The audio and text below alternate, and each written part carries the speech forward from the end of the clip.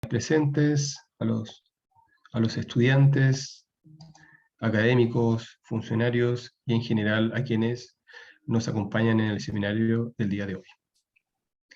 A continuación, Rocío Tapia Gómez, nutricionista, referente VIH-Sida y de la Estrategia de Instituciones de Educación Superior Promotoras de la Salud de la Seremi de Salud de la región de Valparaíso, nos compartirá unas palabras de bienvenida para inaugurar esta séptima versión del ciclo de seminarios de promoción de la salud y calidad de vida.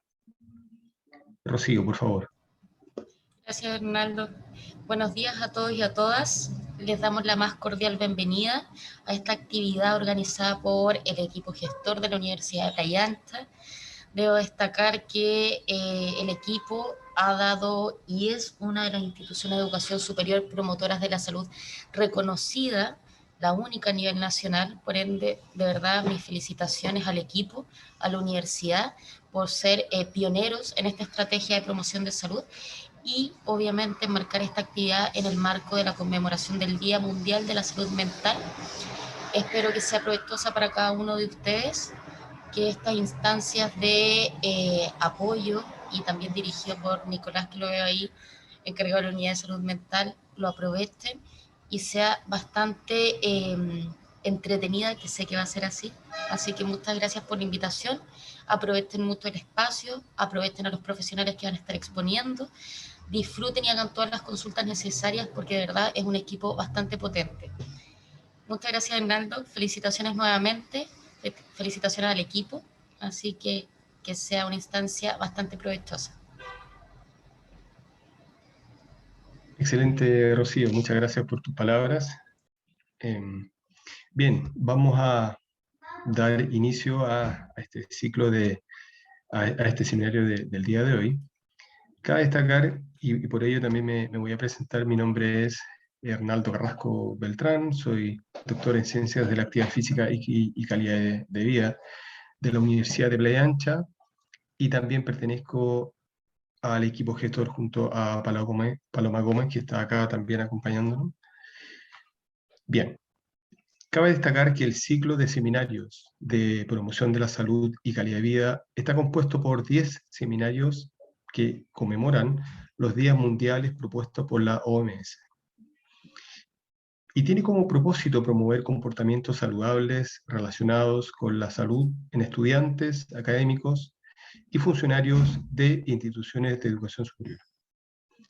Este es el séptimo seminario y hoy día se conmemora el Día Mundial de la Salud Mental. Con ocasión del Día Mundial de la Salud Mental 2021, atención de salud mental para todos, hagámosla realidad. Cabe destacar que la pandemia COVID-19 ha tenido un gran impacto en otros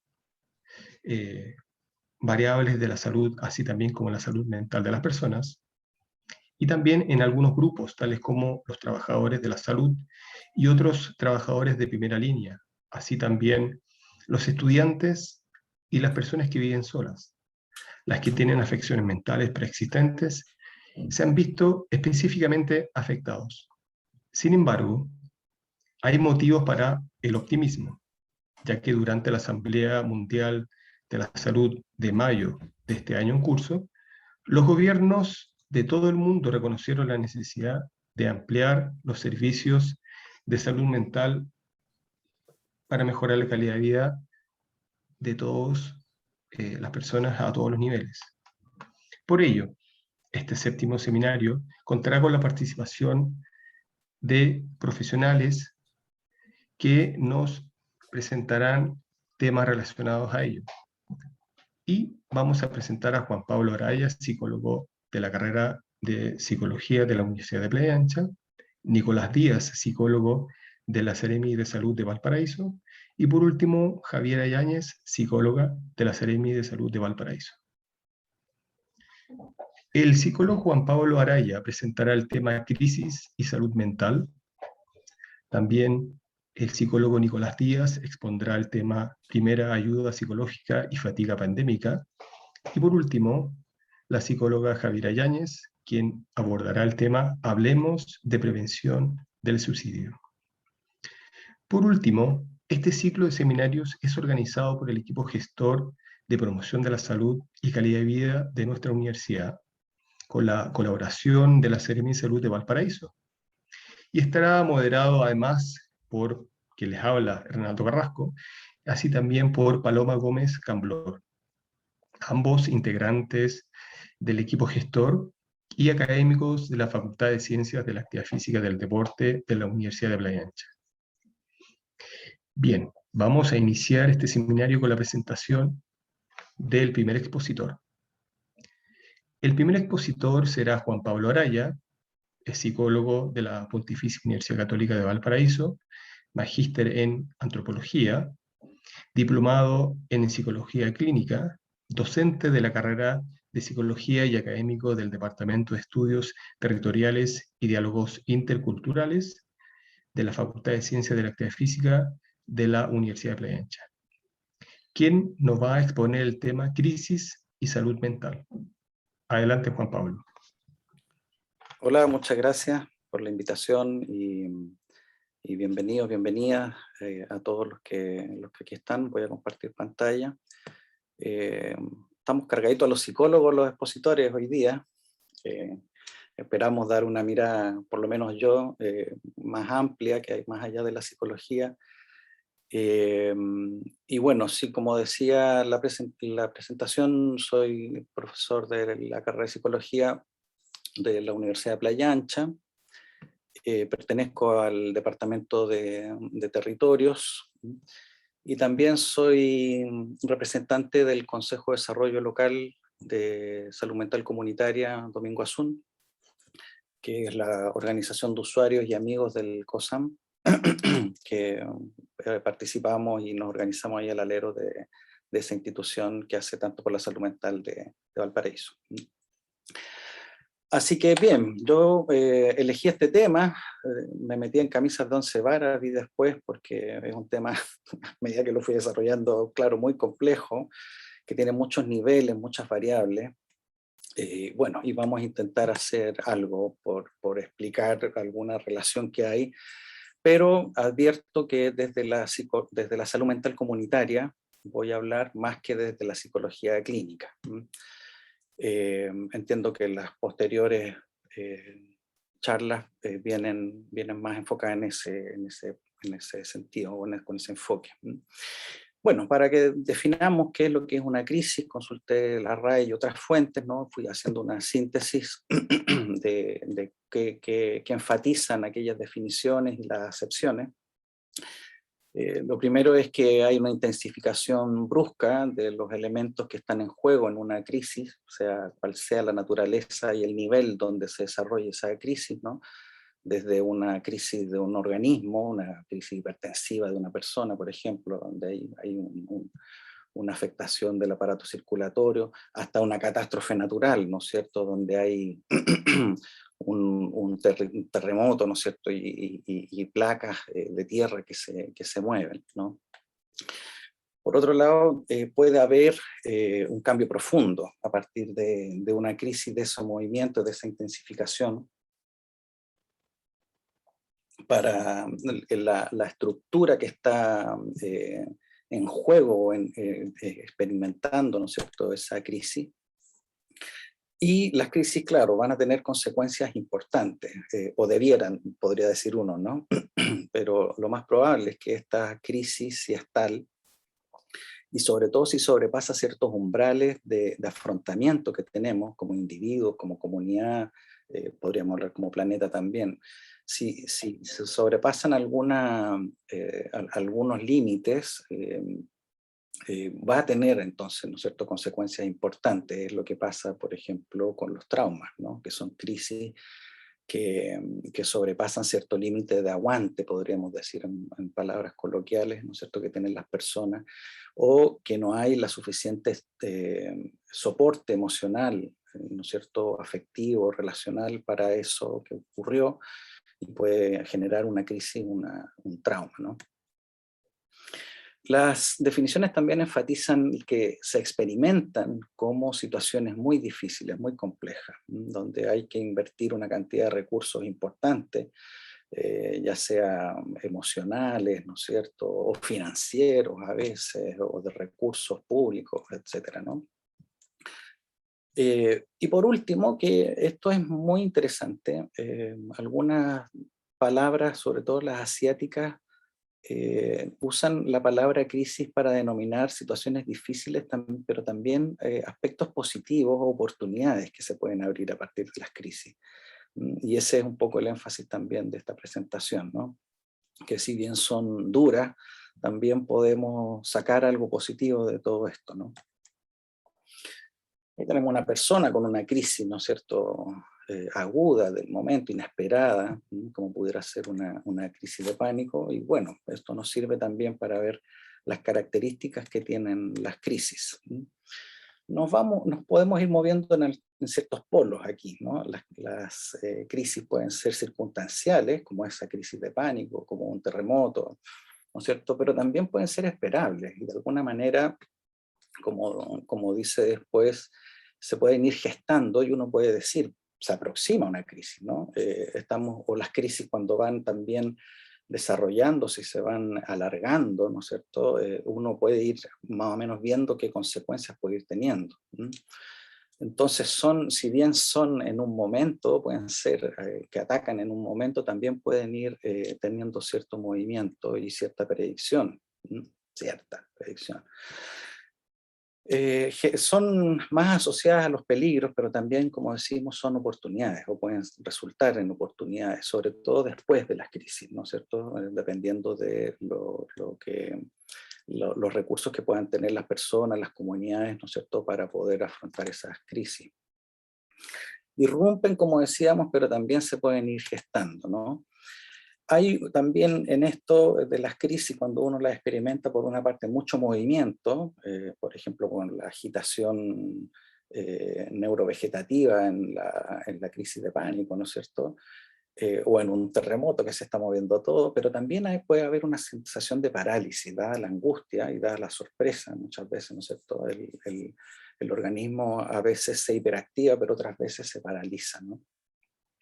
Pasa también en las crisis existenciales que tienen las personas. Los terapeutas recibimos a las personas en crisis y muchos de los pacientes, cuando inician sus procesos terapéuticos, dicen: no sé qué hacer, estoy como paralizado, ¿no es cierto?, y no sé para dónde moverme, qué hacer. Pueden ser pasajeras. En general, esta es una característica de las crisis que ahora se ha puesto más en duda con la pandemia, ¿no? ¿Qué tan pasajeras son las crisis? O pueden ser. Y es lo que uno utiliza como un cierto consuelo cuando alguien está en una crisis, ¿no? Cuando uno le dice a una persona que está llorando, ya va a pasar, o el terremoto, no, sí, ya está pasando. Pero esta crisis de la pandemia, sobre todo, y otras de carácter más colectivo y globales, ponen un poco en cuestión esto, ¿no? ¿Cuánto dura una crisis? Si son crónicas las crisis también, ¿no? O podrán ser. Por una parte implican una desorganización, ¿no es cierto?, en distintos niveles, pero también puede haber a partir de esto una reestructuración. Pensemos en una crisis que vive una comunidad, por ejemplo, un vecindario, que ocurra algo, un evento importante como un incendio, por ejemplo, los incendios acá en Valparaíso, y después cómo esa vida comunitaria se reestructura, ¿no es cierto? Afectan un entorno, por muy personales que sean. Aunque sea una crisis muy, muy individual, solo única, solo yo sé lo que me pasa, de alguna manera, ¿no es cierto?, va a afectar un entorno. ¿Para qué decir las crisis que son colectivas y las que son globales? Son, de cierta manera, inevitables. No me atreví ahí a poner necesarias o no, y eso lo podríamos discutir, si son necesarias las crisis. A veces sí. Lo que uno ve, por ejemplo, en personas que tienen problemas de adicciones, por ejemplo, a veces se requiere una crisis, ¿no es cierto?, para generar el movimiento hacia la recuperación. Tienen desenlaces inciertos, y eso tiene un aspecto muy positivo y otro negativo, ¿no es cierto? Y es lo que genera muchas veces la angustia, es lo que nos pasa a nosotros ahora con el COVID, no sabemos, estamos ahí, parece que está pasando la cosa, pero no tenemos total certeza, ¿no? Y aquí uno pudiera ver cómo vive las crisis, ¿no?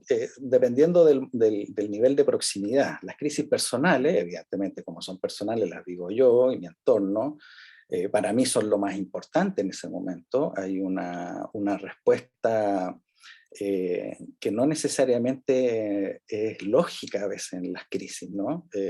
Por ejemplo, el ejemplo irrisorio de que alguien sujeta el televisor, ¿no es cierto?, mientras hay un terremoto, y ¿por qué no me sujetas a mí, a los niños, te preocupas del televisor?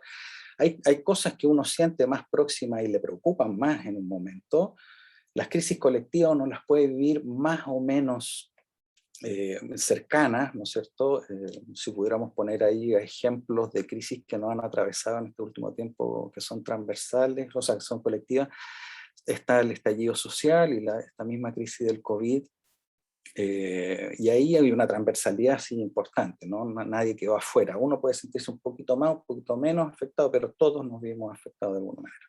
Y las crisis globales uno las ve como en las noticias. La gente que habla del cambio climático y uno experimenta un poco, sí, está lloviendo harto menos, la gente que del interior hay racionamiento de agua y ya se está notando, ¿no es cierto?, de manera más fehaciente, más concreta, más cercana la crisis climática. Sin embargo, en términos de importancia, podríamos decir, y de alcance de las crisis, la pirámide es al revés, ¿no es cierto? O sea, las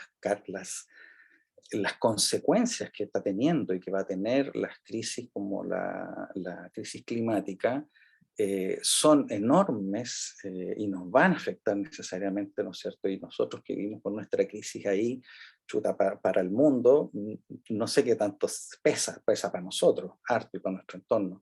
Pero en términos, como digo, de importancia y consecuencias, las crisis globales son las más, podrían ser las más devastadoras. Bueno, los impactos que puede tener una crisis, ¿no es cierto?, son también, dependiendo del nivel donde se estén desencadenando, para el organismo, ¿no es cierto?, puede ir esto desde nada, pasó una crisis y no le ocurrió nada, hasta la muerte, ¿no?, o quedar con un daño, una secuela. Los daños, los impactos para las personas también, dependiendo de las esferas o dimensiones de la vida que se vean afectadas, ¿no? La vida emocional, psíquica, personal, el matrimonio, la familia, la comunidad, ¿no es cierto?, su vida comunitaria, sus labores, sus finanzas, etcétera, etcétera, ¿no? Dependiendo de las esferas que se vean comprometidas en la crisis. Los impactos para la comunidad y el entorno, ¿no es cierto?, ¿Qué es lo que pasa después de una crisis? ¿Cómo queda el territorio? ¿Cómo quedan las relaciones? ¿No es cierto? Y para la especie humana, cuando hablamos de crisis globales, ¿qué nos va a pasar a nosotros los seres humanos? Estamos al lado. Eso es algo que no necesariamente tenemos totalmente conscientes, y no estamos necesariamente respondiendo con toda la urgencia que debemos en las crisis globales. ¿Y qué es lo que hacemos? Bueno, dependiendo a nivel personal, hay recursos que tengan que activarse, la psicología clínica ahí también nos ayuda a ver de qué manera podemos ir enfrentando las crisis, qué hacer dependiendo de la crisis que se trate. A nivel colectivo, ahí yo voy a enfatizar lo comunitario y el papel de las políticas públicas o el Estado. Y a nivel global o como especie, esas recomendaciones se las voy a vender a la NASA y a la ONU, no las voy a exponer aquí. Entonces, bueno, como esto tiene un enfoque más de salud mental comunitaria, me voy a centrar en lo segundo, que creo que también es lo que tenemos un poco más al alcance, aparte de nosotros mismos, de nuestra vida, que a nivel colectivo, que es lo que podemos ir haciendo. El tema también es cuándo. yo soy un fanático de lo cotidiano, y a todas las personas, mis estudiantes, mis pacientes, les digo, los cambios hay que hacerlos ahora. En el pasado ya no los hicimos, es imposible, y en el futuro no existe. Una de las cosas que tenemos que aprender es que el futuro no existe, existe solo el presente, y ahora es cuando tenemos que hacerlo. No mañana, no a partir del lunes, no cuando ocurra esto otro, no, tenemos que actuar ya. Entonces, en este segundo nivel, a nivel de comunidad o a nivel de Estado, políticas públicas, primero, como comunidad, tenemos que hacer acciones que sean audaces, creativas, ¿no es cierto? Basadas sobre todo en la confianza, en la colaboración y el compromiso entre los actores comunitarios. Necesitamos ahí organizarnos y tomarnos en serio esa organización, ¿no? Digo acciones audaces porque en realidad hay que ser valiente y hay que proponer cosas que no se nos están ocurriendo y que pueden estar. Tomarnos en serio, ¿no es cierto?, las ideas por locas que parezcan. En relación al nivel más del Estado, ¿no es cierto?, y las políticas públicas, tienen que haber respuestas que sean adecuadas, pero también oportunas según el nivel de complejidad, dependiendo del sector, ¿no? Que habrá vivienda, que hace salud, que hacen los distintos sectores, ¿no es cierto? El sector público y privado también, cómo se pueden articular, y eso es lo otro. Que estas respuestas tienen que estar necesariamente articuladas entre sí. No solo basta hacer una campaña de reciclaje, sino que tienen que haber también una política pública de reciclaje, tiene que haber una infraestructura para el reciclaje. No saco nada con decirle a las personas, ¿no es cierto?, que juntemos el plástico si no tenemos dónde ir a dejarlo, por ejemplo. La política pública también necesariamente tendrá que estar descentralizada y considerar los recursos y saberes locales, algo que aquí en las regiones es paradójico porque nosotros también a veces en las regiones actuamos centralizadamente, ¿no? Y las cosas se cocinan en Valparaíso y no en Hijuela o en San Antonio, etc. Ahí como en un nivel intermedio, ¿no es cierto?, está la prevención y la promoción, que siempre tiene que ser una acción participativa, ¿no es cierto? Y ahí está lo otro, como nosotros como comunidad vamos participando, nos vamos organizando en conjunto, ¿no es cierto?, con lo que pueda hacer el Estado y las políticas públicas, y jugárnosla por una cultura del buen trato, y rescatar el comportamiento de manada, y esto es un concepto que rescata el profe Jorge Barudi en relación a la cultura del buen trato y los comportamientos de manada en relación con que podamos rescatar o la memoria colectiva que tenemos como especie, y qué tan importante es este clan, ¿no es cierto?, que nos cuida, que nos abriga, que nos enseña, y que nos permite ir perpetuándonos como especie. En este sentido, la ecología social de los buenos tratos lo pueden consultar después con mayor detención, ¿no es cierto? Ahí está la fuente, el profe Barudi y su señora, que hacen, ¿no es cierto?, este modelo que va desde lo que puede ser uno como individuo, como bien tratarse a uno mismo, en el microsistema, ¿no es cierto?, en la familia, cómo nos podemos ir tratando mejor como comunidad, y como sistema político, macrosistema. Aquí hay un nivel global que yo creo que no hay que perder de vista nunca. Si bien las acciones tienen que ser locales, tienen que tener repercusiones globales. Nosotros podemos ir haciendo cosas en el nivel local que puedan irse amplificando, y ahí las universidades tenemos una responsabilidad importante también. Nosotros tratamos ahí de hacer como carrera una conjunción de saberes con recursos comunitarios, a través de las prácticas profesionales o a través de la investigación también. Políticas que puedan ser, ¿no es cierto?, exportables, que es lo que se está haciendo en una parte, se puedan replicar en otras, ¿no es cierto? Y aquí tenemos un muy bonito ejemplo de cómo desde la raíz misma de las personas y de Valparaíso, específicamente, sale, ¿no es cierto?, una voz, una protesta, un llamado a atención y un llamado a auxilio muchas veces, ¿no? que sale al mundo. Entonces, bueno, tenemos que hacer cosas. Hoy día tenemos una jornada de sensibilización, como les decía, y les quería mostrar esto no solo por la propaganda y para que nos acompañen, sino que porque al centro ahí hay un dibujo que le encargamos al marido de una de las enfermeras del Domingo Azul, que es dibujante, y nos captó la idea, una salud mental hecha por todos. Donde todos puedan participar, todos podamos ser escuchados de alguna manera, ¿no es cierto? Y algunas personas y algunas agentes podrán hacer más o menos en el nivel en donde se encuentran. Eso tenía que decirles. Muchas gracias. Muchas gracias, Juan Pablo Araya, por tu excelente presentación y también por entregarnos ahí un sinnúmero de aproximaciones conceptuales de la palabra crisis, así también como el impacto de ella. Pero me quedo con lo que señalaste tú de la cultura del buen trato y el comportamiento de manada. Me parece que señalaste que es muy interesante. Así que muchas gracias nuevamente por acompañarnos en este Día Mundial de la Salud Mental. Bien, a continuación vamos a darle el paso al siguiente expositor, a Nicolás Díaz. Él es psicólogo clínico, magíster en psicoterapia interactiva, supervisor clínico acreditado, encargado de salud mental de la Sereni de Salud de Valparaíso, quien expondrá el tema Primera ayuda psicológica y fatiga pandémica. Adelante, Nicolás.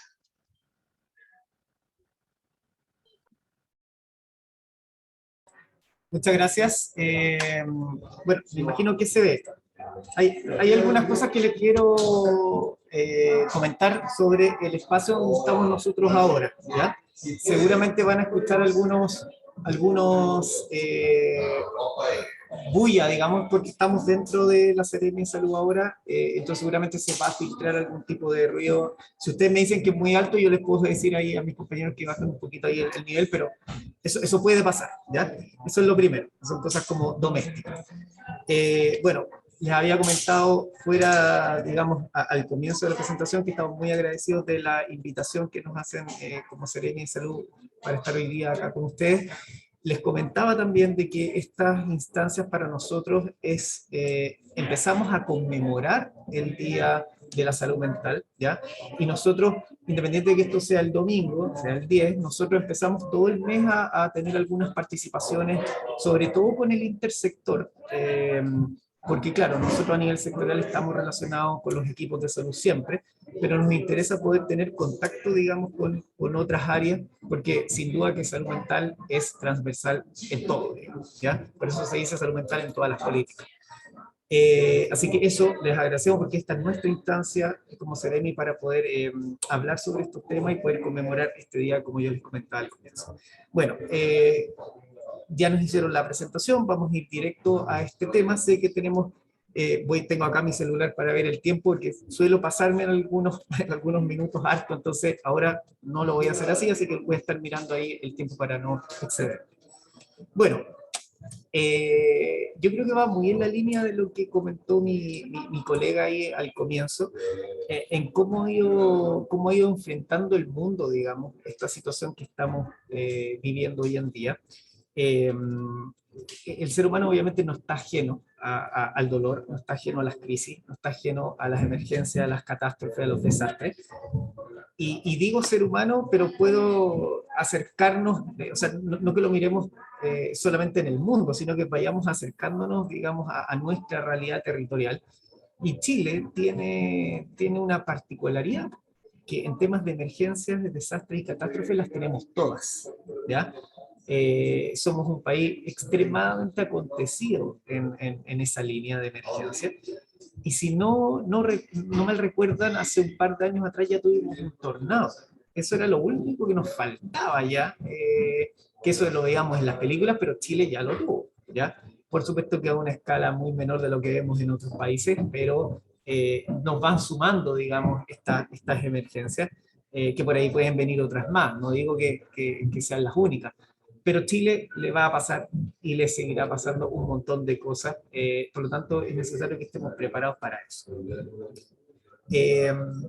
Como decía el título, digamos, de mi presentación, que tiene que ver con la primera ayuda psicológica de fatiga pandémica, voy a partir con esto de qué es la fatiga pandémica, ¿ya? En el entendido de varias cosas, ¿ya? Seguramente lo van a ver posterior, o sea, lo van a ver después en alguna definición, pero esto es básicamente la acumulación del desgaste emocional que tienen las personas debido a haber estado enfrentado a esta situación, digamos, de alto costo, de estrés, alto costo energético, y que esto finalmente se va sumando en el tiempo, y eso nos va agotando, eso nos va cansa, ¿ya?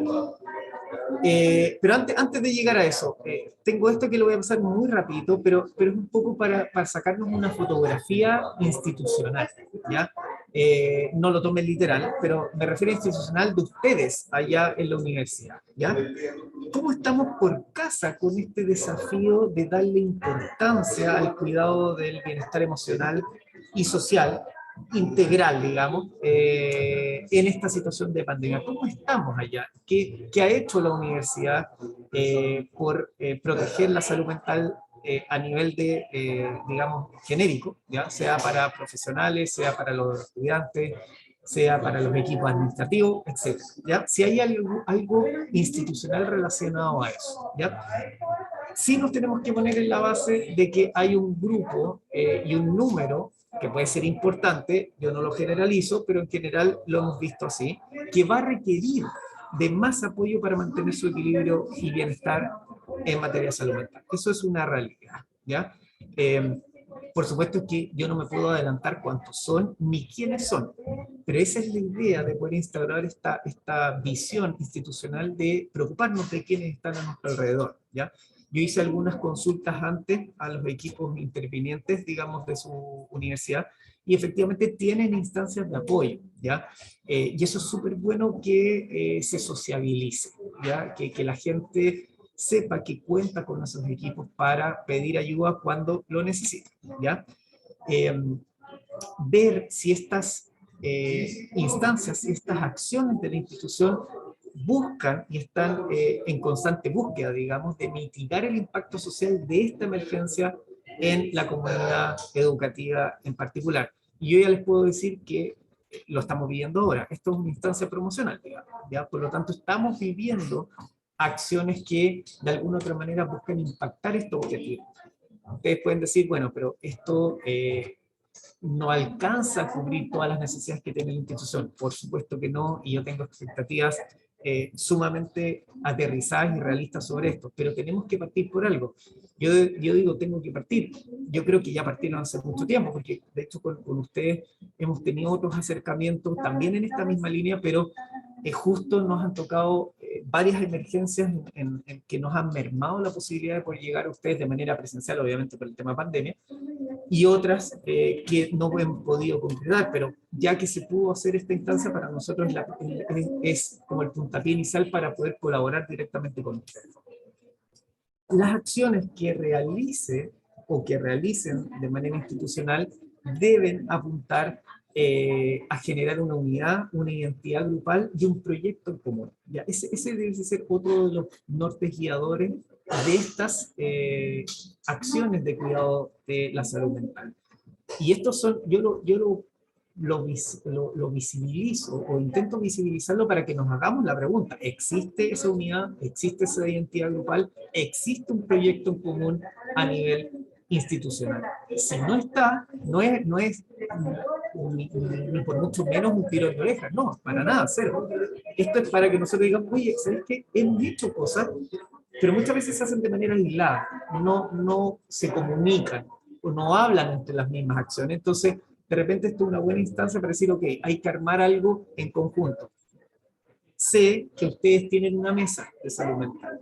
Eso es, de poder consolidar los esfuerzos, de poder apoyarse entre las distintas áreas para poder enfrentar esta emergencia, pero no solo esta emergencia, veámoslo como una emergencia o como un plan de salud mental en emergencia, porque como les dije, nos vamos a enfrentar a esta y a otras más. Bueno, entonces, En línea base, el autocuidado. Cuidarnos a nosotros mismos, solidarizar y empatizar con quienes lo necesiten, y fortalecer los recursos que nosotros tengamos, digamos, a nivel personal y colectivo para afrontar las crisis. Hablemos ahora de las crisis en general, como también lo dijo ahí mi colega al comienzo, ¿ya? La pregunta que queda entonces, que se las dejo ahí, si nos sentimos parte de un plan de cuidado de salud mental institucional, ¿ya? Estas instancias nos permiten de repente decir, ¿sabéis qué? Hay que hacerlo, ¿ya? O lo que ya estamos haciendo nos permite responder con un rotundo sí. Es decir, hay un plan que nos cuida, ¿ya? Bueno, esa es como me interesa porque nosotros, como Sereni, digamos, no trabajamos directamente con el usuario o la usuaria final. ¿Qué se entiende por usuario o usuaria final? Es decir, por ejemplo, con los estudiantes o con, no sé, con las personas que van a los consultorios. Nosotros trabajamos con los equipos que intervienen a la población. En este caso, con la universidad, buscamos que estos planes se lleven a cabo para la comunidad. ¿Se entiende, no? Porque no alcanzamos a llegar, obviamente no podríamos llegar al número fino de unos a uno, que somos muy poquitos en la Sereni, pero sí podemos trabajar con los equipos que intervienen a la población y hacemos una especie de intervención o de transmisión, digamos, de transferencia técnica a nivel de cascada. Eso es lo que nosotros tratamos de hacer. Bueno, esta pandemia, ¿ya? Ha tenido un impacto diferencial en el efecto que ha tenido en las personas. Algunos más que otros, bueno, algunos menos. Y eso es una realidad. Si yo hiciera la encuesta acá también entre nosotros, quienes estamos ahora conectados, también me dirían eso. Hay algunos que quizás por recursos personales logró enfrentarlo de manera mucho más llevadera, inclusive a través de un crecimiento personal, que ya me imagino que saben el concepto que engloba eso, pero lo vamos a hablar posteriormente, y quizás otros sí se vieron más afectados por esta situación. En algunos inclusive se les agudizó algún cuadro que hayamos tenido previo a la pandemia, ¿ya? Pero ¿de qué es diferencial? Es diferencial. No podemos mirar a toda la población de la misma manera. Además, que hay un dato no menor, las evidencias son contundentes en términos de que cuando el ser humano se enfrenta a una situación de emergencia, de alta crisis, de mucha demanda, digamos, en el plano, digamos, de costo energético, emocional, hay un número no menor de personas que logran salir solos y solas de esas instancias de crisis, ¿ya? No requieren un apoyo externo porque tienen recursos personales para poder afrontarlo. O sea, el ser humano en la historia ha vivido en contacto con los traumas. Trauma, ya si nos vamos más en profundo, obviamente es una significación personal. No lo voy a ver así, obviamente ahora porque no es nuestro foco, pero me refiero a que se ha visto enfrentado a situaciones traumáticas durante toda su historia. ¿Por qué lo digo? ¿Y por qué resalto esa evidencia desde los recursos personales? Porque aquí no buscamos catastroficar, o sea, hacer una catástrofe donde en algunas situaciones no las haya. Sí buscamos prevenir, por supuesto, sí buscamos promocionar buenas acciones en la línea de salud mental, digamos, acciones que puedan ser replicadas en el tiempo, por supuesto, eso sí, pero no buscamos armar una catástrofe donde no la haya, porque en algunos lugares sí puede haber, sí, estamos de acuerdo, pero no buscamos generalizar, ¿ya? Yo conozco, obviamente acá, porque trabajamos en esta línea a nivel regional, personas, agrupaciones, instituciones que han enfrentado muy bien la pandemia en materia de salud mental, y nosotros le pedimos que nos digan cómo ha funcionado y qué han hecho para poder hacer un dossier, un consolidado de buenas prácticas para enfrentar la pandemia en el plano de salud mental. Entonces, hay cosas que se han hecho muy bien, hay personas que han funcionado muy bien con esto y que nos han dado mucho dato duro, mucha evidencia para que nosotros podamos esto replicarlo en otros planos. Bueno, como necesitamos conocer, como necesitamos tener una responsabilidad instaurada, tenemos que saber algunas cosas. Y esto lo voy a dejar acá. Les comenté, bueno, antes también, digamos, antes de que partiera la presentación, de que este material obviamente lo van a tener disponible y otras más, así que no se preocupen porque aparezca de repente más letras que otras, porque van a tener, digamos, la información disponible. cualquiera de nosotros y nosotras que estamos hoy día conectados acá, como quienes vayan a poder ver el video posteriormente, y todo, digamos, a nivel global, se ha enfrentado con alguna de estas, digamos, repercusiones: incertidumbre, miedos, impotencia, rabia, enojo, soledad, aburrimiento, frustración. Todas esas cosas, de alguna otra manera, nos hemos visto enfrentados en algún punto de esta pandemia, ¿ya?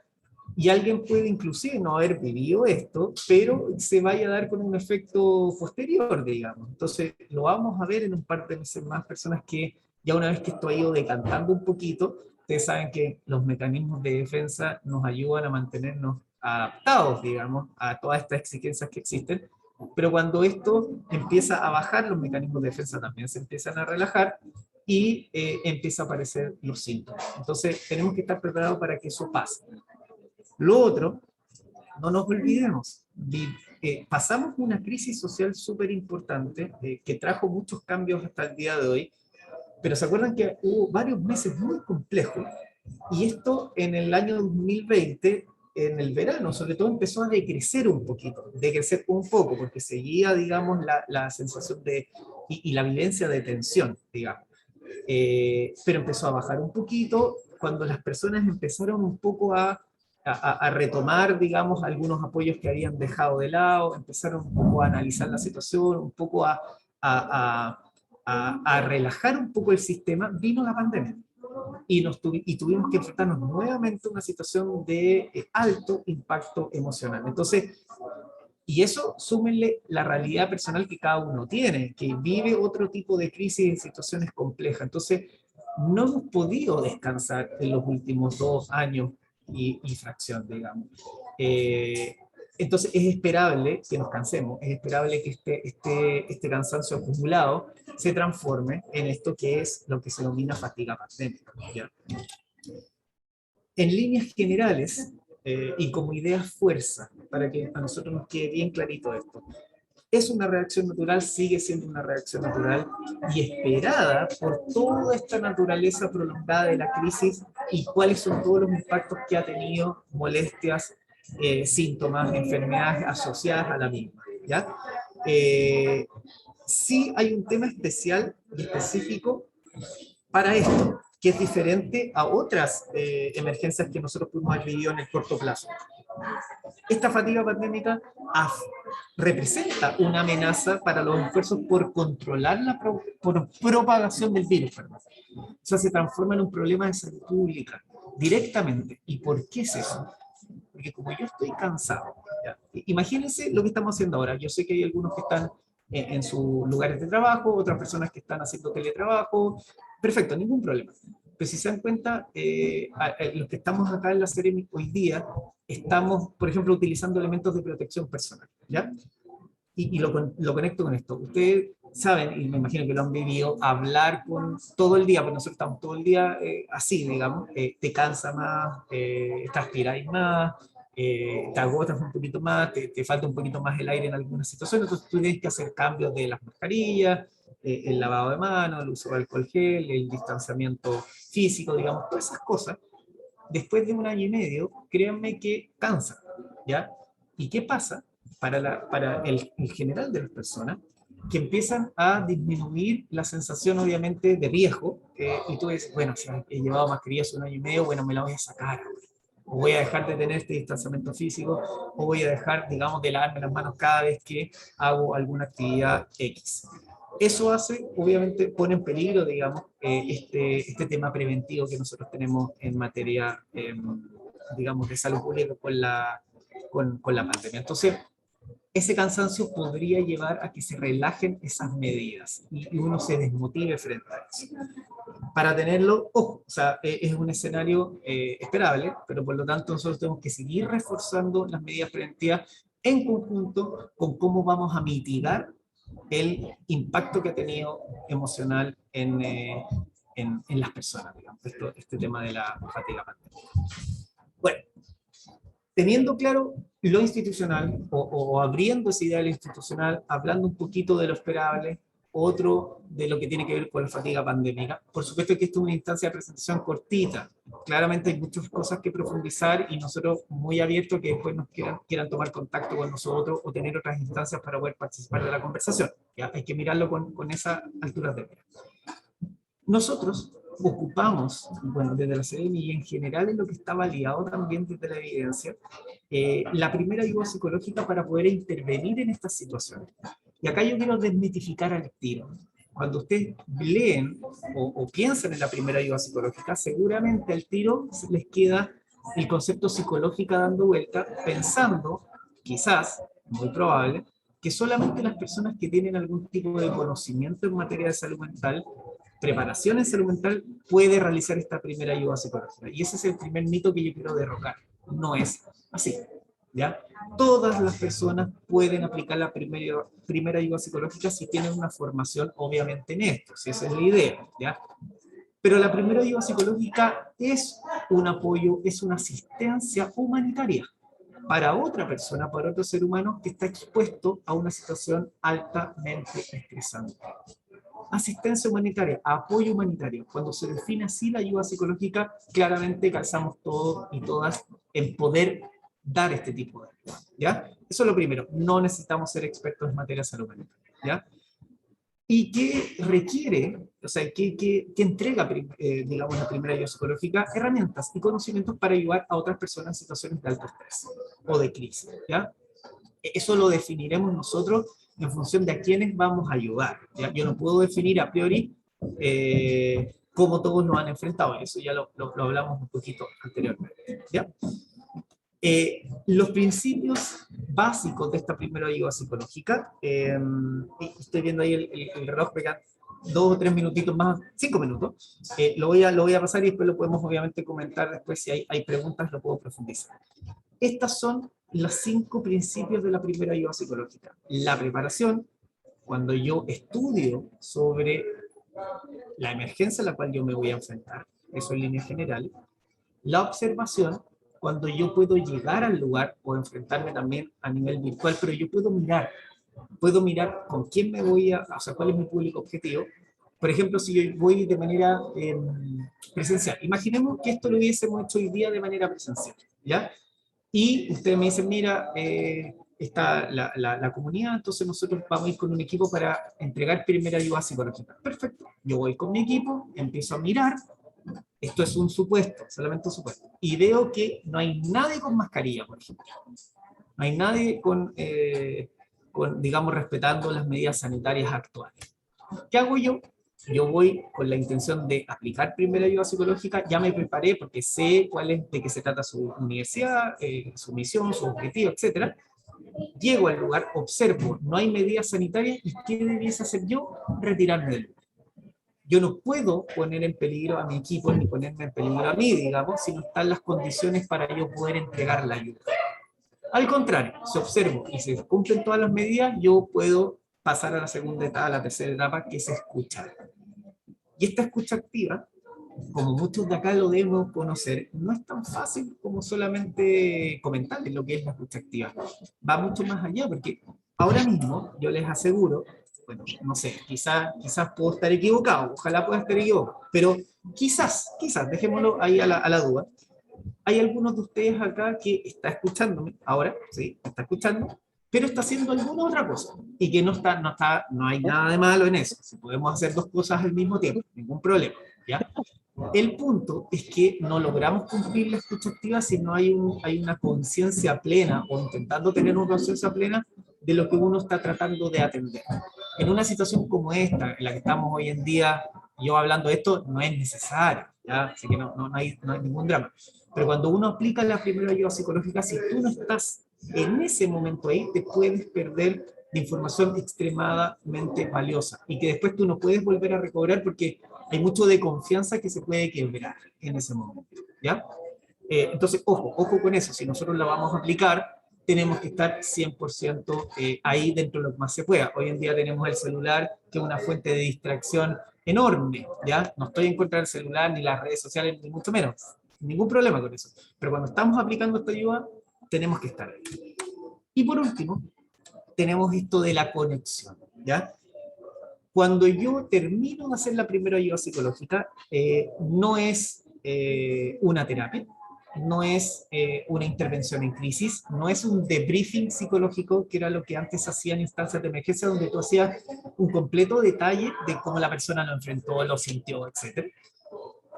No buscamos eso, no buscamos obligar a la persona que nos hable, no buscamos intervenir de manera, digamos, imperiosa sobre las personas. No, nosotros estamos disponibles para ayudar. Y esto se cumple, el ciclo de la primera ayuda psicológica se cumple cuando yo logro conectar a la persona con la institución o la ayuda que requiere. Imaginemos esto, y con esto termino. ¿Ya? Las diapos que se venían posteriormente es lo mismo que yo les estoy hablando ahora, así que no se preocupen, no se asusten por eso. Cuando yo cumplo la primera ayuda psicológica es cuando yo logro conectar a la persona con la necesidad que busca satisfacer. Imaginen, por ejemplo, yo estoy en una emergencia y llego a un espacio donde está, digamos, una algarabía y mucha gente aglomerada, mucho desconcierto, mucha preocupación, mucha confusión. Y yo puedo empezar a acercarme a la persona, me preparo, observo, escucho, y la persona, por ejemplo, en situaciones de emergencia, no necesariamente va a requerir ahí mismo un apoyo, digamos, mayor en materia de salud mental, sino que va a requerir resolver necesidades muy básicas, por ejemplo, de alimentación, de abrigo o de información. Por ejemplo, si yo logro conectar a esa persona con quienes pueden satisfacer esas necesidades, se cumple el ciclo de la primera ayuda psicológica. Así es. No tengo que solucionar el problema. Imagínense a alguien que se le ha quemado la casa, por ejemplo. ¿Ustedes creen que cuando yo llegue a ese lugar voy a poder resolver ese duelo que ni siquiera sea...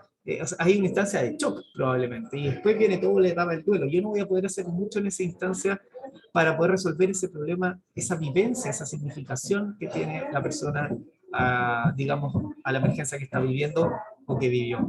Pero sí voy a poder conectarla con instancias que puedan resolver esas necesidades que claramente la van a ayudar. Una experiencia, muy cortito.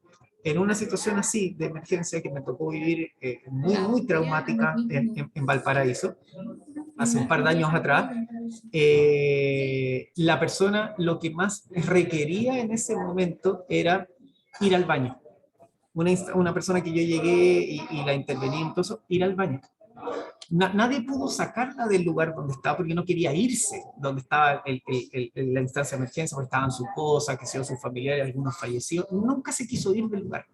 Cuando nosotros llegamos, la pudimos mover solamente preguntándole, ¿qué es lo que necesitas ahora? Más allá, obviamente, de todo lo que está viviendo. Necesitaba ir al baño. Ok, la tomamos, la llevamos al baño y así la pudimos sacar del lugar. Se las conté muy resumido, pero para que entiendan, ahí se cumple la primera ayuda psicológica y no hacemos una intervención más allá ni más profunda.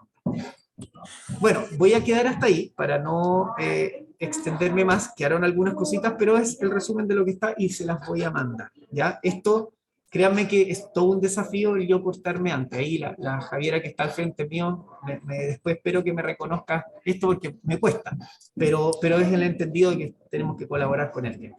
Muchas gracias por estar hoy día. Muchas gracias, Nicolás Díaz, por la excelente presentación. Y como tú bien señalaste, algunas ideas fuerzas que es importante destacar que la salud mental es transversal y debe estar en todas las políticas públicas e institucionales. Así que eso es muy relevante. Y obviamente también generar acciones que busquen impactar en el cuidado del bienestar social y emocional. Y por último, estos principios que entregaste de manera bien resumida, y veo que tuviste contenido ahí. Podría haber estado un par de rato más, pero bueno, eso lo dejaremos para más adelante, para un segundo capítulo. Estos principios de actuación de la primera ayuda psicológica. Así que muchas gracias nuevamente por tu participación y así también le agradecemos la participación a todos los que nos están acompañando en estos momentos y les recuerdo que las preguntas o dudas las escriban en el chat, las escriban ahí en el chat para que después sean respondidas y dirigidas también a los expositores para que así ellos puedan compartir y puedan a lo mejor profundizar su idea. Bien, vamos a continuar con la última expositora, que nos acompaña en esta jornada, que es Javiera Yáñez, psicóloga también. Posee un postítulo en evaluación e intervención neuropsicológica en adultos con trastornos cognitivos, profesional de apoyo de la Unidad de Salud Mental Seremi de Salud de Valparaíso, y quien nos va a exponer el tema Hablemos de Prevención del Suicidio. Adelante, Javiera. Muchas gracias por la presentación. Ahora voy a proyectar mi... acá. ¿Se ve bien, cierto? ¿Sí? Perfecto. Sí, se ve bien. Bien, entonces, efectivamente, vamos a hablar de la prevención del suicidio, y yo primero quiero disculparme si es que ha habido mucho ruido ambiente, pero es algo que ya no está bajo nuestro control. Ya nosotros dimos aviso y bueno, hay que adecuarse a la situación. La idea de esta presentación, si bien es un tema súper importante, muy relevante, es intentar entregar los elementos de una manera lo más práctico posible, ¿ya? Para, digamos, aprovechar este acotado tiempo. Entonces, hay ciertas cositas que yo voy a pasar rápido, pero que ustedes van a poder tener acceso posteriormente, para que no se preocupen si es que quizás no pude profundizar. Pero partamos problematizando el tema del suicidio, los problemas de salud mental, ya que son más comunes de lo que pensamos realmente. Y lo importante es que siempre podamos pedir ayuda y estar atentos para apoyar a otros cuando lo requieran o lo necesitan. Los problemas de salud mental, así de manera como por entregar algunas cifras, afectan a 2 de cada 10 personas en Chile. ¿Ya? Por eso es importante que podamos estar atentos. La salud mental es responsable en nuestro país de casi 1/3 de la carga global de enfermedad. Alrededor de un 87% de personas con problemas de salud mental han experimentado algún tipo de discriminación. Y 1.800 personas mueren al año en Chile por suicidio. Y alrededor de 20 personas realizan un intento. Por lo tanto, es importante que podamos abordar el tema de los mitos que hay en torno a la salud mental. Mitos que vienen a perjudicar un poco y a ser un factor de riesgo importante para que las personas no puedan recibir ayuda en el momento en el que lo requieren. Bueno, como les decía, existen diversos mitos sobre las personas que pueden tener algún tipo de problemática en materia de salud mental. Y estos limitarían entonces que la persona pueda obtener algún tipo de ayuda, o que se reduzcan las oportunidades laborales, participar en ciertas actividades académicas, sociales, incluso ser víctimas de violencia física, de acoso, y la creencia de que esta persona quizás nunca podrá superar ciertos desafíos o que nunca va a mejorar. En el fondo, como una sentencia de muerte. Eso suena un poco duro, pero podría llegar a ocasionar eso si es que no abordamos o no sensibilizamos sobre la temática. Entonces acá hay algunos mitos, ¿ya?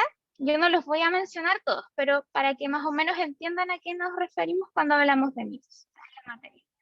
Las personas con trastornos de salud mental son violentas. Muchas personas efectivamente podrían pensar que esto es así, cuando la realidad es que es mucho más probable que la persona con problemas de salud mental sea víctima de violencia, entendiendo que más probable es que esté en algún estado de mayor vulnerabilidad, lo que la pueda poner en mayor riesgo de ser víctima o sufrir violencia. Los trastornos de salud mental solo los padecen los que no tienen voluntad de estar mejor. Ya, muchas personas, yo he escuchado esto mucho, lamentablemente lo he escuchado mucho, cuando la realidad es que no se escogen y decirle a una persona que su sufrimiento en realidad es por su propia culpa aumenta el padecimiento y disminuye las probabilidades de que la persona pueda acudir a tratamiento, puede que se sienta avergonzada o efectivamente culpable y no va a querer compartir su sufrimiento, lo que le ocurre. Aquí hay unos otros que los pueden ir mirando después cuando les hagamos llegar el material. Entonces, ¿qué podemos hacer para derribar estos mitos? ¿De qué manera podemos contribuir? Bueno, podemos contribuir al referirnos de una manera adecuada cuando hablamos de personas que tienen alguna problemática en salud mental. Por ejemplo, siempre nombrar a la persona primero. Persona con depresión, persona con anorexia, por ejemplo, en vez de llamarlo por su diagnóstico, como este es el depresivo, es la depresiva, el anoréxico, la anoréxica. Evitar usar también estas palabras para describir ciertas situaciones como irracionales que quizás pueda tener alguien, que uno no pueda entender muy bien a veces porque una persona tuvo un cambio de humor muy abrupto y se le dice el bipolar, o el enfermo, o el esquizofrénico, etcétera, etcétera. Esto realmente puede causar mucho daño porque también estamos mal, o sea, estamos utilizando mal terminología que en realidad es muy delicado. Una persona que padece alguna de estos trastornos en realidad no lo pasa muy bien como para que nosotros podamos utilizarlo como por el lado humorístico.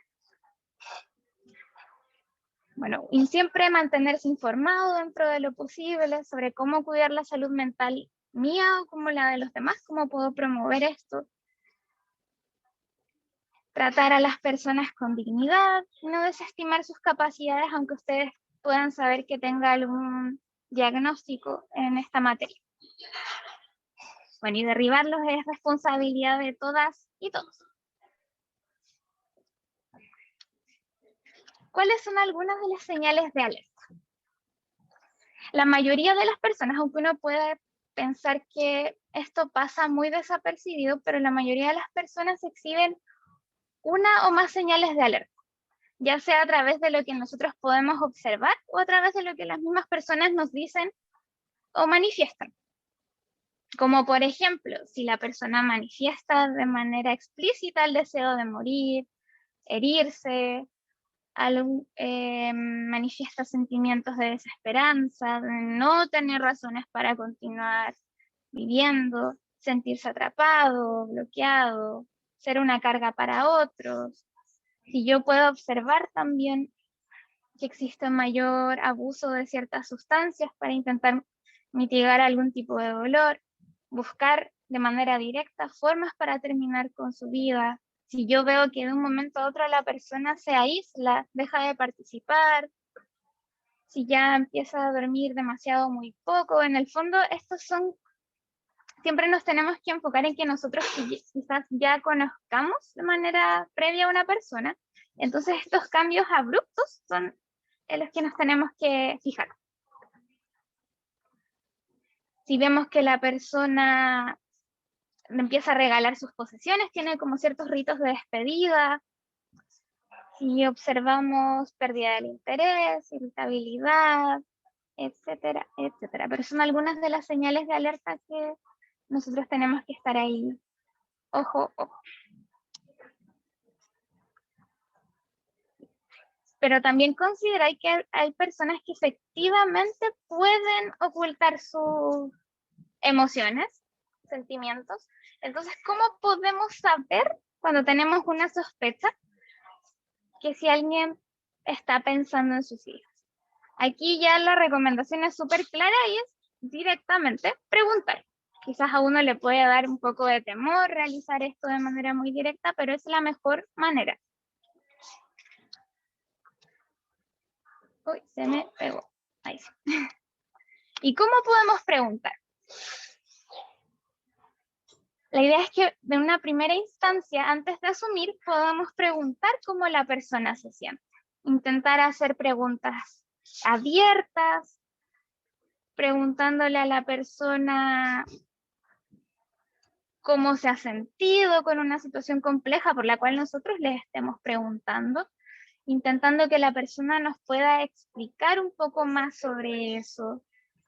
Nunca negar lo que la persona está diciendo, y no es necesario que nosotros intentemos hacerle creer a esa persona que lo estamos, que sabemos cómo se siente. Evitar dar consejos o sermones que en realidad no ayudan mucho.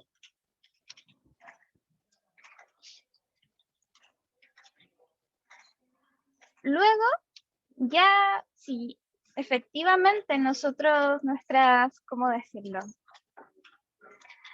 Nuestro sentido como de alerta no se equivoca, directamente preguntamos sobre suicidio. Entonces, preguntamos, ¿has pensado en el suicidio?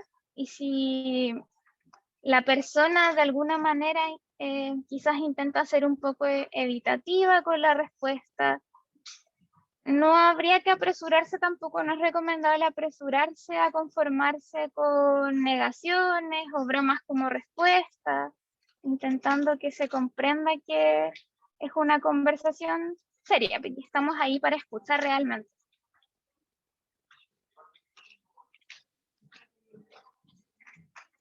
Después, ¿qué hacemos?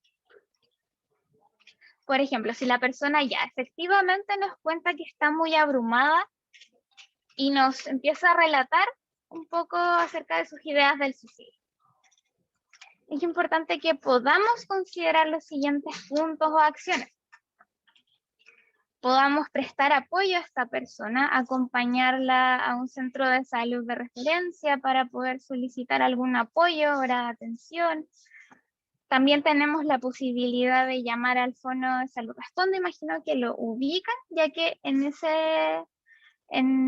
a través de ese fono podemos obtener orientación brindada por psicólogos, ya que los pueden hacer en situaciones de crisis como esa. También hay una plataforma, Saludablemente, que ahí también les podemos mandar un poquito más explicativo de cómo se puede hacer esto, pero los apoyos están. En caso de algún riesgo vital, acompañar a la persona a un servicio de urgencia más cercano o llamar directamente al servicio de atención médica, el SAM. Contactarlo con organizaciones que puedan brindar algún tipo de apoyo. También les vamos a adjuntar este material, cuáles pueden ser algunas. Limitamos el acceso a los medios letales. Intentar que la persona esté en un lugar seguro, por ejemplo, medicamentos, armas de fuego, algunas armas punzantes. Intentar no dejar sola a la persona y involucrar a la familia y amigos. Asegurarse de que no quede sola. Intentar compartir las preocupaciones con los demás. No tener miedo de involucrar a esta persona con sus amistades y amigos. Lo que sí yo recomiendo es que efectivamente esta es una situación límite en donde aunque la persona se niegue a recibir ayuda, nosotros tenemos el deber y obligación de ayudar. Pero en una primera instancia siempre es importante que podamos hacer que la persona confíe en nosotros y dentro de lo posible que esté de acuerdo con recibir ayuda o explicarle cuáles son los pasos que se van a dar. Por ejemplo, voy a hablar de esto con tus seres queridos, quiero ayudarte, nosotros te vamos a apoyar, no te vamos a juzgar. Eso puede ser mucho mejor recibido que si yo hago todas las cosas a la espalda de la persona, aunque de todas maneras igual tenemos que brindar apoyo. Intentar planificar sobre cómo vamos a apoyar a esta persona. Y siempre es importante que uno como persona que va a apoyar también pueda cuidar, tener en el fondo resguardo de su salud mental.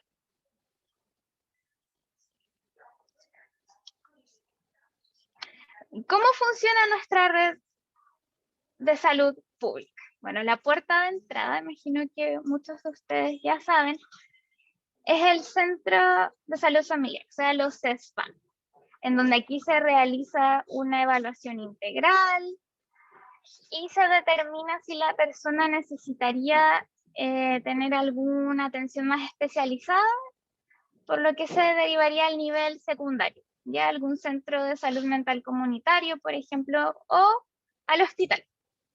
Y ya, si es una situación de urgencia, por ejemplo, hay un riesgo inminente de la vida de la persona por la temática del suicidio, la llegada es directamente a través de la urgencia del hospital. ¿Ya? Ese es nuestra como canal de entrada en esa situación en específico.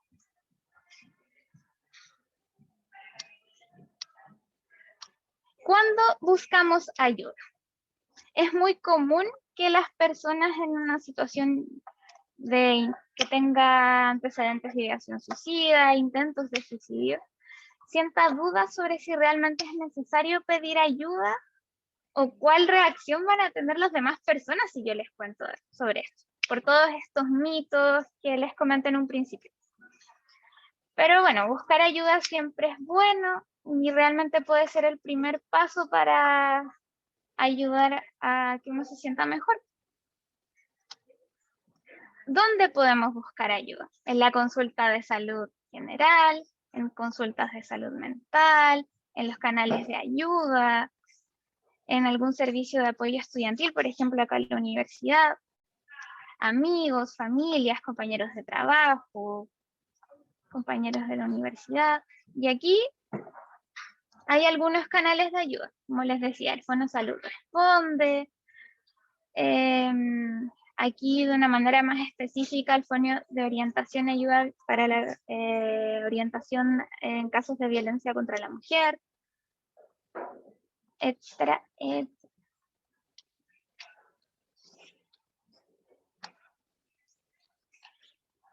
También es importante que podamos entender un poquito a qué nos referimos también cuando hablamos a veces de situaciones de crisis, en este momento específico en una crisis de salud mental.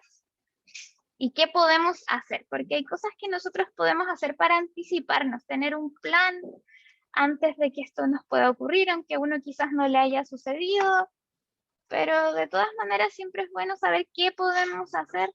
Y efectivamente, cuando estemos en esa situación, nos vamos a acordar que nosotros ya hicimos algo y vamos a poder recurrir a ese apoyo.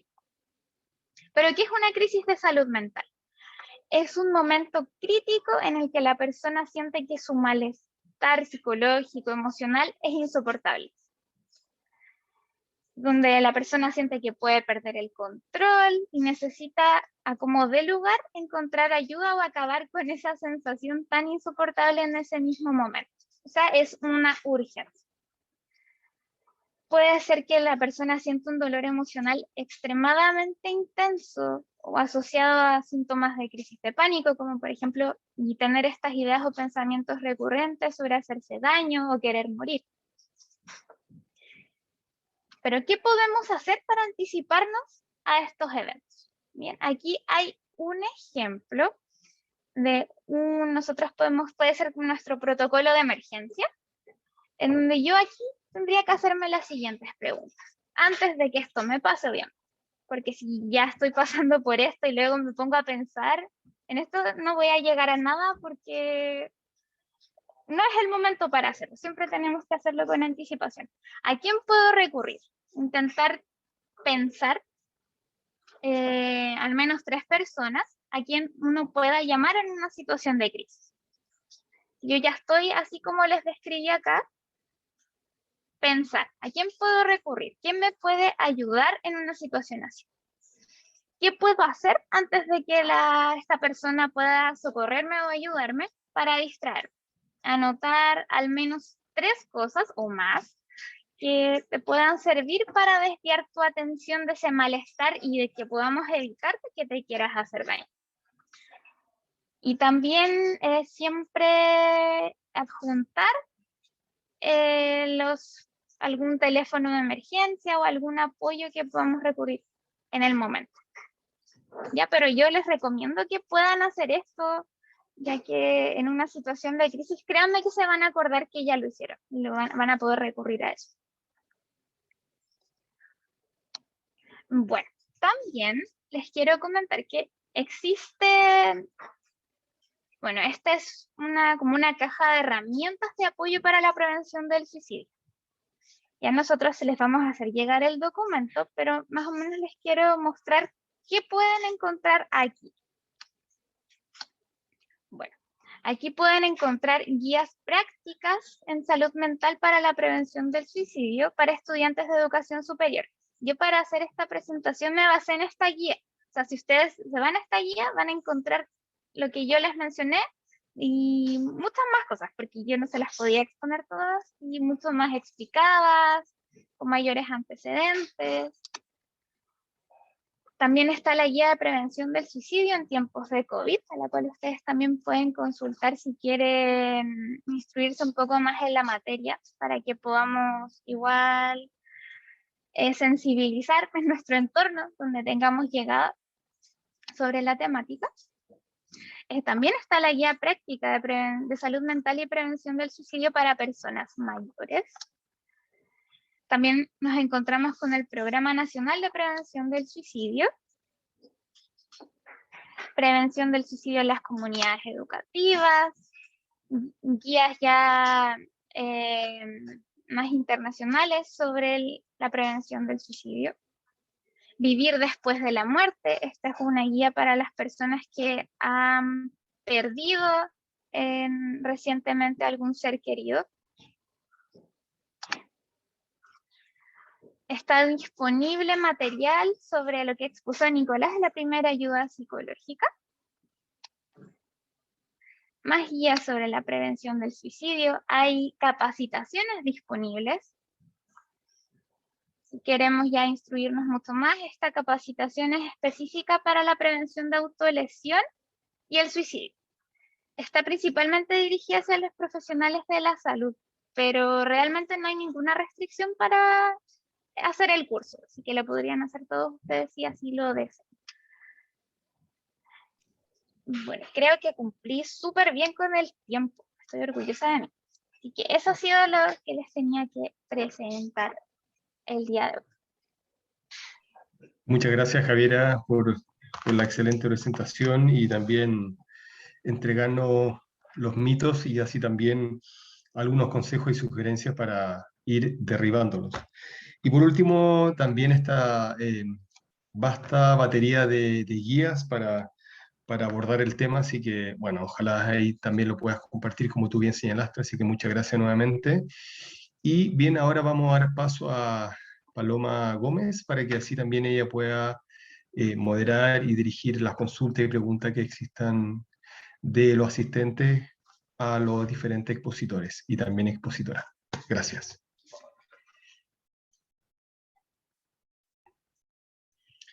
Paloma, ¿estás por ahí? Sí, perdón, estaba silenciada. Muchas gracias, Arnaldo, muchas gracias a nuestros expositores.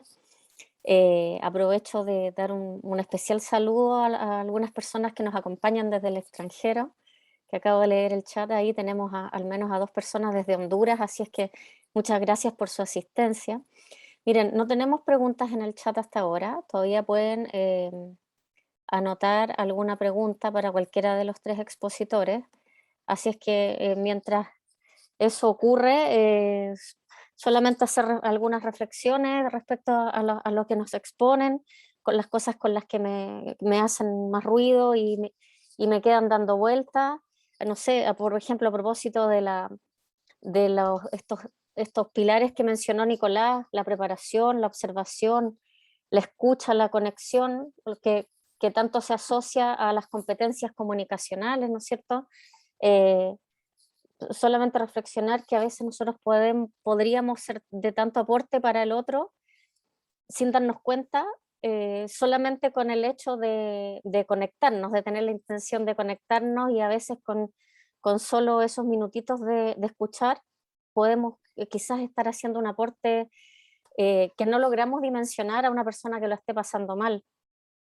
Y ahora se me viene a la mente, bueno, una pregunta. Nos dan hartos elementos desde Seremi, que creo que son súper valiosos porque nos ayudan a saber qué hacer, pero ¿cómo podemos nosotros, quizás ahí Juan Pablo también, ¿no es cierto?, a través de las instituciones, socializar y hacer una llegada de mejor manera de todos estos manuales, porque los tenemos, por ejemplo, en la teoría, pero a veces cuando la persona lo está pasando tan mal, me estoy poniendo en el caso de la persona que está en una crisis o en un problema, ¿no es cierto?, de salud mental, tal como decía ahí Javiera, no hay voluntad de querer estar pasándolo mal, entonces a veces también podría no haber voluntad de querer pedir ayuda. Es tan delgadita la línea entre eso, que siento que se nos viene como un mundo, y nosotros como instituciones podemos en realidad abordar. Yo sé que hay cosas que nuestra universidad tiene, que las otras universidades tienen, pero ¿cómo podríamos, quizás con unas 3 palabritas que me puedan contar los expositores, darle más fuerza a esto, visibilizarlo más en nuestros entornos y dar este empujoncito para que la persona que está en la crisis realmente pueda buscar ayuda? Mientras tanto, les doy la palabra, mientras voy a ver qué tenemos, parece por ahí unas preguntitas. Sí, yo voy a tomar una cosita, y yo creo que Juan Pablo ahí también les puede ayudar, porque él está directamente asociado a la institución. Entonces yo me voy a quedar en la parte que de alguna manera nos compete a nosotros, que tiene que ver con la gestión de cómo nosotros gestionamos salud mental, digamos, ¿ya? Nosotros, les comentaba al comienzo, independiente de tener en mi lado personal el área, digamos, clínica desarrollada, pero hay diferentes líneas de trabajo en las cuales a veces nos compete a nosotros poder, digamos, trabajar y otras no. Como yo les decía antes, no llegamos nosotros a la última etapa final. Yo creo que Juan Pablo ahí podría responder sobre eso, pero sí les cuento esto de las buenas prácticas que nosotros hemos podido identificar, sobre todo en lo que tiene que ver con los establecimientos educacionales. Y me voy a agarrar de algunas preguntitas que aparecieron en el chat, y ahí veo que Stephanie también tiene la manito levantada, pero después ahí, veremos sobre esa pregunta. Pero esta instancia de poder hablar sobre primera ayuda psicológica, sobre prevención del suicidio, nos ha permitido en otras líneas poder trabajar sobre equipos de respuesta institucionales, donde nosotros podemos hacer esta transferencia técnica, digamos, para poder que existan, digamos, desde la comunidad, que se ayude entre la comunidad, ¿ya? Javier explicó bien cuál es el flujo que nosotros tenemos disponible en salud pública, y bueno, y si en salud privada va un poco en la línea de los planes que existan desde las ISAPRES y otras líneas, digamos, de apoyo. Pero la idea en materia de emergencia, y esto se ve, digamos, desde el ciclo del riesgo, nosotros siempre tenemos que hablar de un uso escalonado de los recursos de ayuda. Y el uso escalonado de recursos de ayuda implica que partimos desde lo más local que exista, ¿ya? Lo más local. Entonces, claro, yo no puedo hablar directamente de lo local de ustedes porque no conozco a cabalidad cómo funciona, pero sí puedo decirles que eso debe partir desde allá, o sea, desde equipos que puedan responder, o instancias que puedan responder desde la misma institución, y luego vamos escalando hacia arriba, porque este uso escalonado de los recursos implica que, claro, si partimos de lo local, no puede resolverse ahí, aplicaremos ayuda de lo territorial, que sea la red de salud mental. Si no se puede ahí, aplicaremos otros apoyos intervinientes, y así vamos subiendo hasta la última instancia de apoyo.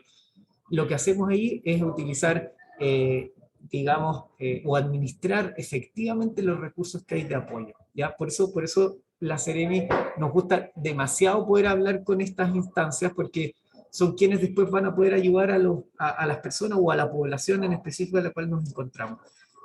Lo otro es que, bueno, ahí comentaban de si van a tener, digamos, recordar los fondos de ayuda y todas esas cosas. Por supuesto que sí, nosotros les vamos a enviar todo el material, además de este set de herramientas que comentó Javier, ¿ya? Donde van a aparecer todas estas cositas, y es mucho más largo, y ahí van a poder cliquear los links, toda la información, entonces va a estar disponible para todos ustedes, para que no tengan que anotarlo ahora. Pero hay otra cosa que no lo profundizamos, que tiene que ver con la plataforma Saludablemente, ¿ya? Si ustedes googlean ahora Saludablemente en Google, digamos, van a encontrar la primera página, que es básicamente un repositorio de todo lo que hemos nosotros trabajado desde el Ministerio de Salud en materia de salud mental y COVID-19. Todo está ahí, en un mismo lugar. Van a encontrar todo lo que nosotros de alguna manera hemos hablado acá, desde los distintos grupos etarios, van a encontrar charlas, van a encontrar cursos, está todo ahí. Y eso es algo que yo siempre destaco porque es algo tangible. O sea, si tú me pides información sobre salud mental y COVID-19 del país, o sea, que hemos hecho nosotros como política pública o como intervenciones públicas, está ahí. Y eso es algo súper bueno para nosotros, porque en general uno dice, bueno, nos quedamos en la teoría, pero ¿dónde está lo sustancial? Y ahí hay algo sustancial. Todo el mundo se puede meter ahí y puede revisarlo y puede bajar la información y puede trabajarla. Ojalá que la puedan trabajar desde sus instituciones. Está todo ahí, ¿ya? Obviamente, si hay cosas que podemos profundizar, están abiertos nuestros canales digamos, para poder responder. Y otra cosa más, con esto ya sí, ya termino eso, pero qué importante que se destaque. En esa misma página, en alguna de esos banners, links, van a encontrar un contacto al hospital digital. Ese hospital digital, y respondo acá a lo que dice Ana Carolina, Ana Silva, de cómo podemos apoyar a los estudiantes cuando no están en presencialidad. Obviamente, insisto en lo que dije antes, partan desde lo local, instancias de apoyo que existe en la universidad. Si se requiere más allá, en esta misma página ustedes pueden revisar que hay un link que los direcciona a Hospital Digital. No se pierdan, es súper sencillo. Nosotros tenemos como ministerio contratado un grupo de psicólogos y psicólogas básicamente las 24 horas del día, de lunes a domingo. Todos y todas las personas pueden tomar horas de atención de psicólogos y psicólogas en esa plataforma. Totalmente gratuita, totalmente confidencial, se puede realizar a través de teléfono o a través de videollamada. Eso es lo que se requiere para recibir este apoyo de acompañamiento en materia de salud mental en toda esta instancia de emergencia que estamos viendo ahora. Eso es súper importante que lo conozcan y que le saquen el jugo, porque a veces nos decían, pucha, está pasando algo acá, y me preguntaban a mí, ¿contratamos más psicólogos desde la Seremi para llegar a la población? Y le decía, es imposible, si podrían contratar 20 psicólogos, igual no vamos a llegar a todos lados, porque para eso están los consultorios, para eso están las otras instancias de apoyo, y yo dije, y tenemos un grupo de psicólogos contratados de nivel central para esto. ¿Cómo no le vamos a sacar el jugo si para eso están? Entonces yo quiero que ustedes puedan traspasar esa información para que puedan, que las personas puedan utilizarlo. Sí, ahí, Ana Silva, eso tú lo buscas en Google, lo buscas por saludablemente, ¿ya? Se lo voy a escribir acá. De todas maneras, esto va a estar en la información que nosotros les enviemos. Lo van a encontrar. Vamos a mostrarle una infografía con todas las cositas, así que, pero esa es la página donde tienen que meterse para poder tener toda la información de salud mental y además poder ingresar a este hospital digital con las atenciones. Eso por mi parte. Gracias, Nicolás. Mira, aquí justo no sé, Juan Pablo, si tú quieres agregar algo a eso antes de darle la palabra a Stephanie. O sea, es que es una pregunta bien misteriosa, ¿no? De cómo tenemos tantos recursos a veces y la gente no los conoce. Yo creo que ahí tenemos que revisar entonces los canales de divulgación, pero también tener un poquito más conocimiento de a qué tiene acceso realmente las personas, porque a veces no hay acceso a lo digital. El año pasado nosotros hicimos, y este año continuamos con eso, justamente con el Centro Domingo Azul, un proyecto de inclusión digital a través de alfabetización digital para nuestros usuarios, compañeros usuarios, porque nos seguíamos reuniendo, pero algunos ya no estaban, ¿no es cierto? Y muchas personas mayores, muchas personas con problemas de salud mental importantes, que no saben o temen, así de simple, meterse al internet. ¿Para qué decir? Bueno, hay una brecha digital importante en términos materiales, si contamos con aparatos, qué tipo de aparatos se cuenta, qué conexión, ¿no es cierto? Entonces, bueno, ahí hay que ir buscando, yo creo, puentes. Por una parte, súper bien, y es muy buen material aquel que mostraron, yo lo conozco, pero también tenemos que ver cómo hacerlo llegar y si es que un vector va hacia afuera, ¿no es cierto?, hacia lo que yo quiero promocionar, pero de qué manera las personas, ¿no es cierto?, acceden a esto y qué es necesario para aquello.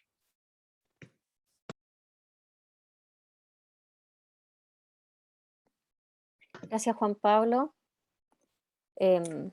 Stephanie había levantado la palabra, pero ella ya me hizo llegar aquí su consulta, si es que la voy a leer. pausadamente porque es larga.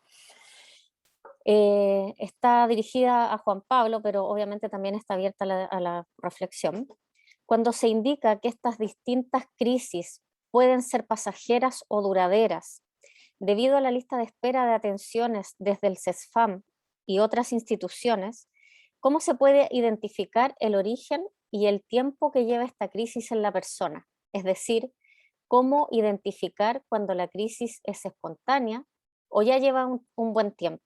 Así también me adhiero a lo que preguntó Ana Silva, si esta crisis se produce desde lo académico, ¿cómo se puede explicar este problema a los docentes? Bueno, y aquí plantear un protocolo desde el equipo docente que aborde y maneje estas crisis, eso ya es como una tarea que se nos queda sin duda como institución, ¿no es cierto? Ciertos estados de salud mental que muchos profesores no logran observar estas conductas de sospecha de suicidio. Gracias, Stephanie. Juan Pablo. Ya, la crisis, cuando está desatada, es difícil que no se perciba.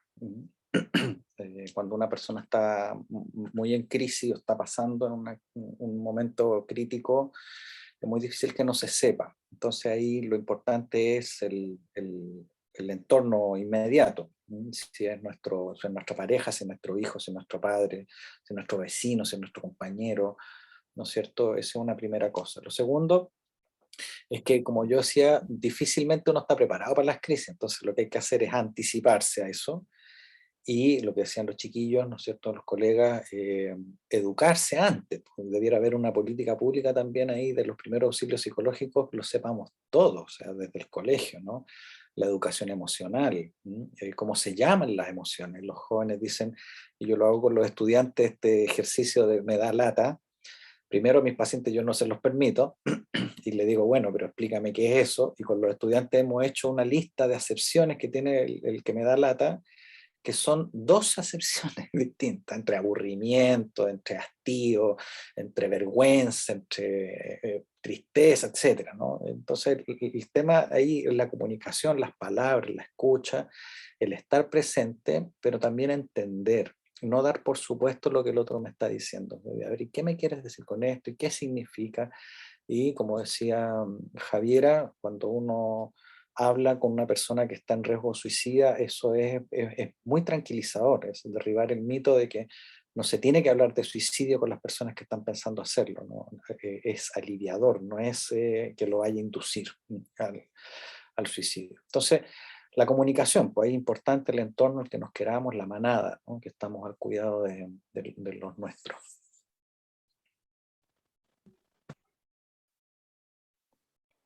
Muchas gracias, Juan Pablo. Muchas gracias por sus consultas y su participación. En virtud del tiempo, vamos a ir cerrando. Quiero recordarles que todo este ciclo de seminarios quedan grabados, están a disposición del YouTube de la Universidad de Playa Ancha, también en la página web, y a petición de algunas personas yo también se los puedo enviar directamente a sus correos para que ustedes puedan revisar el material, compartirlo, usar estos seminarios incluso como material didáctico en donde ustedes quieran, ¿ya? Y como les digo, pueden acceder a las otras temáticas que ya hemos ido desarrollando durante el año, y todavía nos quedan 3 por desarrollar. Así es que con eso yo doy por cerrada la ronda de preguntas. Les agradezco nuevamente. No sé si, Arnaldo, tú quieres dar las últimas palabras de cierre. Bueno, Paloma, la verdad que más que nada volver a invitarlos para el próximo lunes 18 de octubre a las 11:30 horas, y ahí vamos a abordar el tema con respecto al Día Mundial de la Alimentación. Así que ahí también están invitados para el lunes 18 de octubre. Y muchas gracias nuevamente a Juan Pablo, a Nicolás y Javiera por compartirnos su experiencia y también sus conocimientos, así que muchas gracias nuevamente. Buenas tardes a todos. Chao, gracias, Chao, chao. cuídense. Chao, buenas tardes, gracias a todos. Chao. Chao, chao. Un gustazo.